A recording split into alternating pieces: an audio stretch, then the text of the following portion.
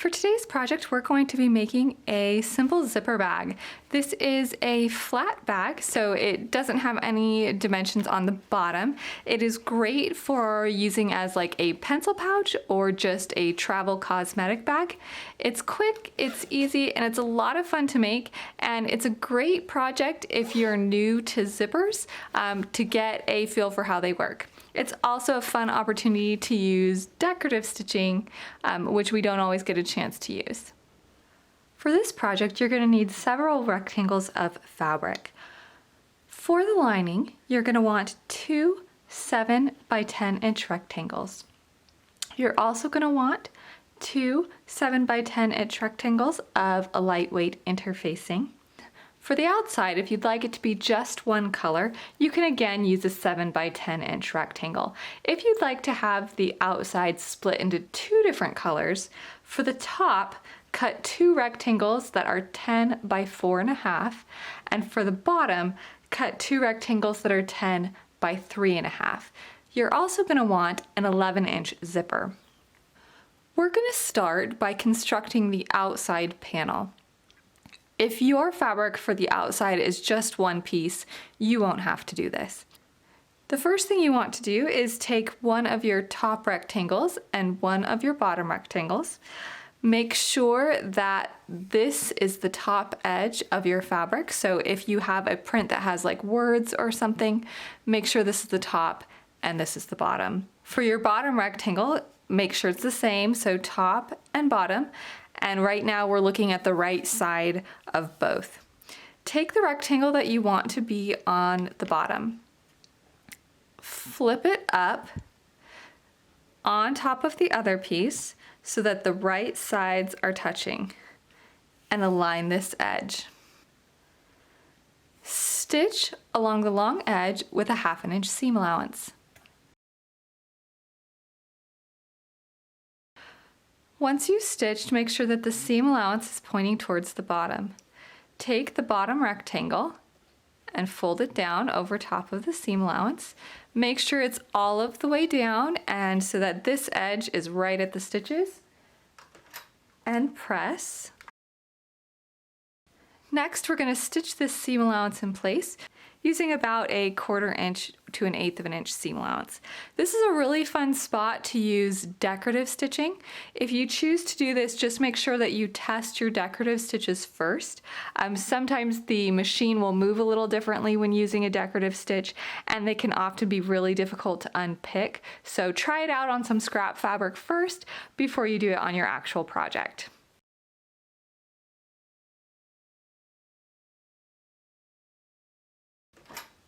Once you're done stitching, give it another quick press.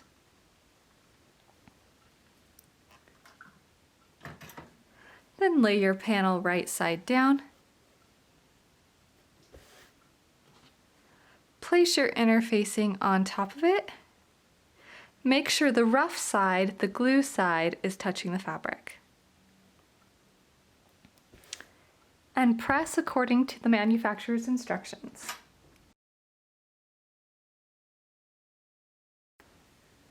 The outside panel is now complete. Go ahead and repeat this process for the other side. Let's attach the zipper next. Take your zipper and lay it right side down on top of your fabric. I like to center the zipper so that the metal stops hang off the edges. That way I don't have to worry about accidentally stitching on them when I sew. I'm going to line up the top edge of the zipper with the top edge of the fabric, and you can pin or clip this in place if you want to. And we're going to sew this in place with a 1/4 inch seam allowance. To sew on the zipper, the first thing we're going to do is switch to our zipper foot. So once your zipper foot is attached, you want to make sure that the needle will pass through the little opening in the foot. To do this, you may need to change the stitch on your machine. For most of the Brother computerized machines that I've used, this is usually stitch 1 or 2. It's the one that shows the straight stitch in the center instead of on the far left. If your machine doesn't have that option, a lot of times what you can do is change the width of your stitch and it will change the needle position. And then use your hand knob to turn the needle to make sure it's passing through the correct spot. On this machine, I like to line up the edge of my zipper tape with the edge of the foot.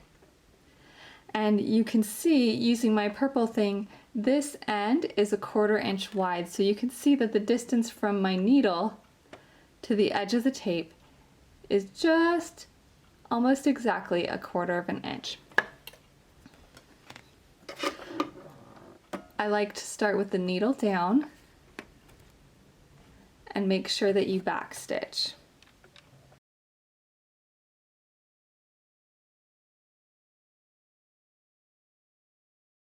You may find that you need to guide the fabric just a little bit more than you do using the regular zigzag foot. And if it helps you, you can always grip the fabric from behind the foot as well as in front of the foot to help when you guide the fabric.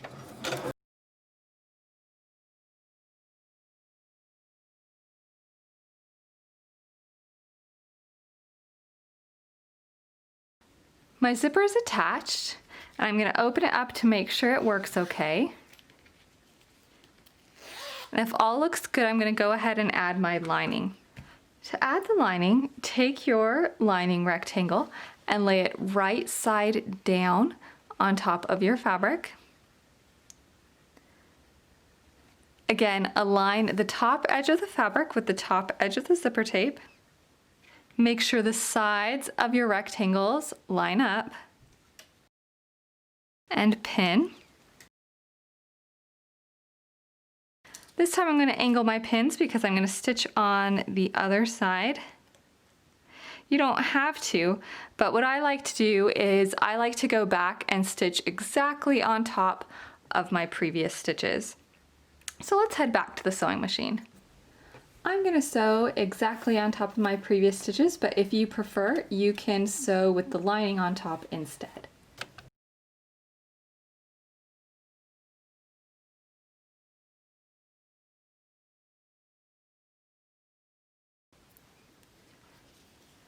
My zipper's now attached. I'm going to flip the lining side back so that it lays behind the right side of the fabric. I'm going to pull the zipper up gently.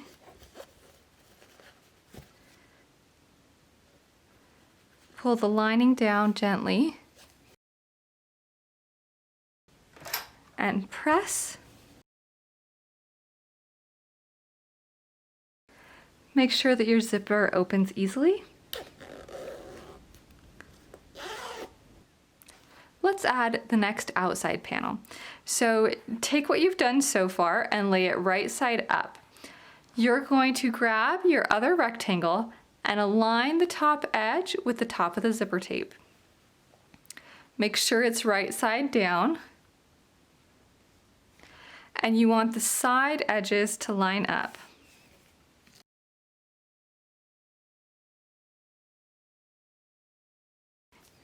If you'd like to, you can now take this to the sewing machine and sew it in place, and then do the lining again separate, just like we did before.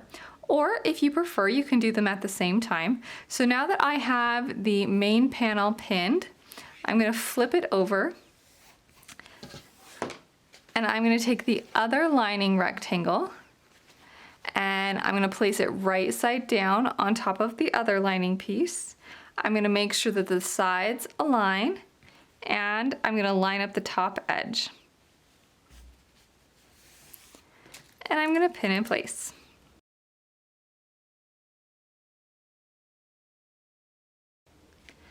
I'm going to remove the pins I don't need since the ones I just added go through all the layers. And now I'm going to head back to my sewing machine and sew this in place with a 1/4 inch seam allowance, and this time I'm going to go through all the layers at once.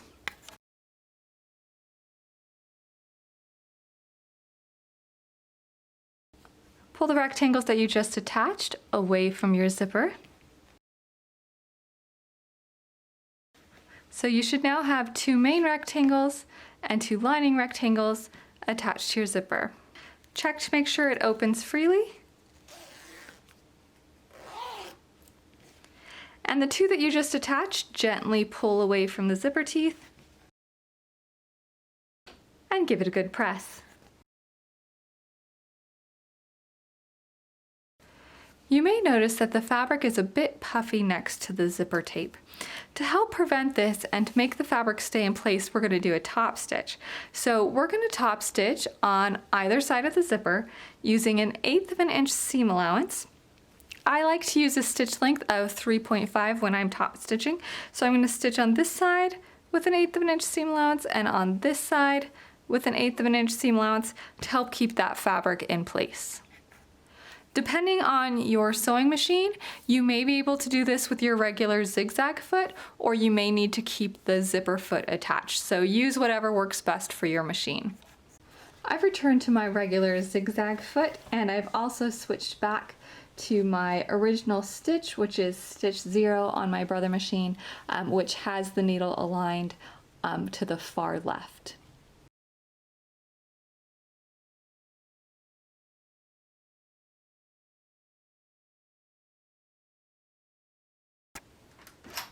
Press once again after you do your top stitching. You'll notice that the ends of the zipper extend beyond the edges of the fabric. We're going to have to trim those off. Before we do, what I want to create is a few new zipper stops. So when I trim off my zipper, the little metal stops that prevent the tab from sliding off are going to vanish. So I'm going to create my own stops. I'm going to do one on this end about 1/4 inch away from the end, and I'm going to do one on this end about 1/4 inch away from the end. Before I do this side, I want to make sure that I open up my zipper just a little bit. I don't want this tab to be cut off, so I'm going to use a clip to hold this together, and then I'm going to make my stops on my sewing machine using a zigzag stitch. I have my machine set to my zigzag. On my Brother sewing machine, it is stitch 4. I've also set the stitch length to 0 and the stitch width to the widest possible. On my machine, the widest is 7, but a lot of machines only go as big as 4 or 5. So whatever the maximum width is on your machine, use that. Also make sure you're careful when selecting your stitch.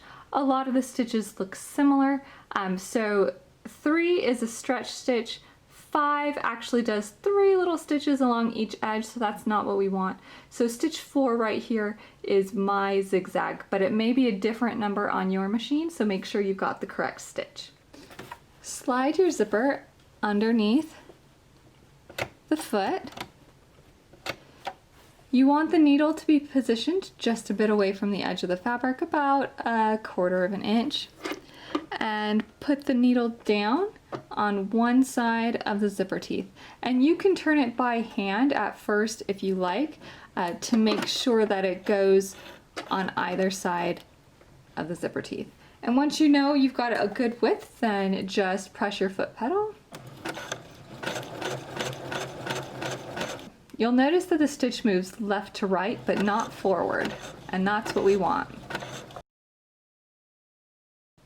I now have a thread stop on the end of my zipper. I'm going to do the same on the other end.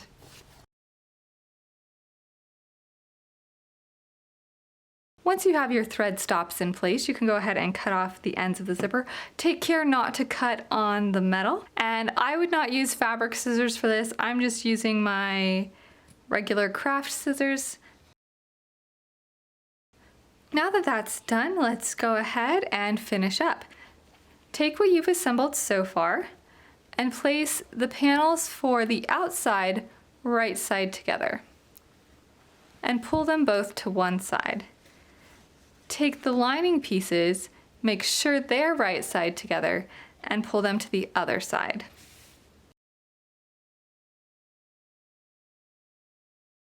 When you look at the center, make sure that the zipper teeth are pointing towards the lining. So you kind of pinch it and make sure the teeth are going to the lining side. I'm going to use a clip to hold this in place. And do the same on the other side.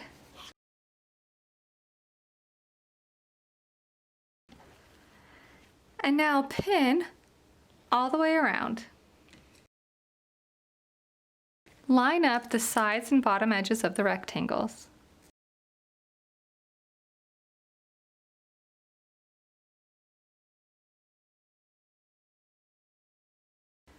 Now that it's been clipped and pinned in place, I'm going to sew all the way around, except I'm going to leave an opening in the center of the lining. So I'm going to start here at this pin, sew all the way around, and stop at this pin, leaving the bottom center of the lining open. And I'm going to sew with a 1/2 inch seam allowance.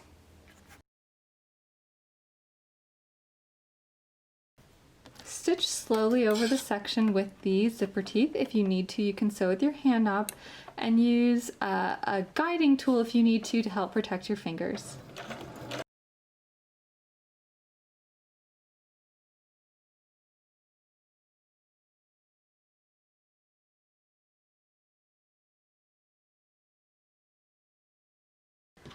Clip the 4 corners. Take care not to cut your stitches.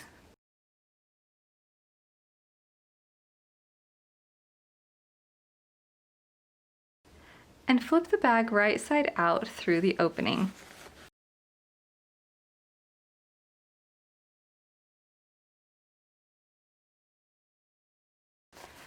If everything looks okay, we're going to go ahead and sew the lining closed. Find the opening on the bottom of the bag and pinch it closed so that it looks like it's been sewn. If you want to, you can give it a good press with your iron, or you can just finger press it. And then stitch it in place either with a slip stitch or a really narrow seam allowance, such as a 1/16 to an 1/8 of an inch.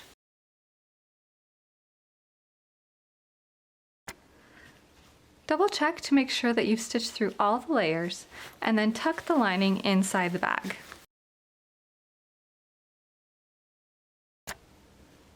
Give the bag a good press.